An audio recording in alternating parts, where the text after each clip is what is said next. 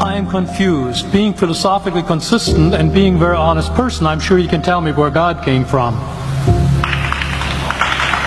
And in addition, once you've told me where God comes from, please try to clarify how you can figure that a spiritual force can have an impact on a material universe to create it. I think that some years ago we already talked about that kind of thing in philosophical circles at any rate, by posing the question, if angels are made of spiritual matter and a pen is made of material matter and spiritual matter displaces no space, how many angels can dance on the tip of a pen? I have a sense of sort of reversal experience here, but please do, go ahead. You got 5 minutes. Now, I just want to know which question. That's all right. You may take the rest of the minute. We're supposed to do one question at a time. Which one would you like? That was part of the format for the debate. So which question? I want you to fill in the story of the rest of the beginning of the universe. God, spiritual matter, impact on material matter. Okay. So 2 questions.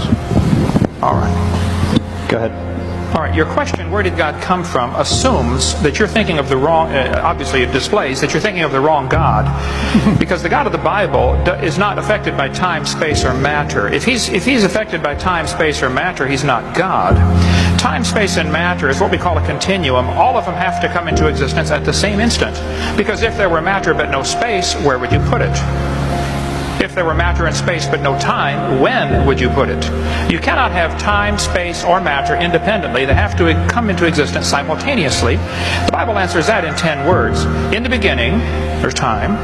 God created the heaven. There's space, and the earth. There's matter. So you have time, space, matter created a trinity of trinities there. Just, time is past, present, future. Space has length, width, height. Matter has solid, liquid, gas. You have a trinity of trinities created instantaneously, and the God who created them has to be outside of them. If he's limited by time, he's not God. The guy who created this computer is not in the computer. He's not running around in there changing the numbers on the screen, okay? The God who created this universe is outside of the universe. He's above it, beyond it, in it, through it. He's unaffected by it. So the concept that a spiritual force cannot have any effect on a material body, well then I guess you'd have to explain to me things like emotions and love and hatred and envy and jealousy and rationality. I mean, if your brain is just a random collection of chemicals that form by chance over billions of years, how on earth can you trust your own reasoning processes and the thoughts that you think? Okay? So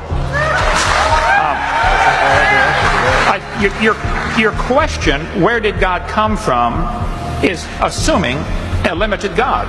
And that's your problem. The God that I worship is not limited by time, space, or matter. If I could fit the infinite God in my 3-pound brain, he would not be worth worshiping, that's for certain. So that's the God that I worship. Thank you.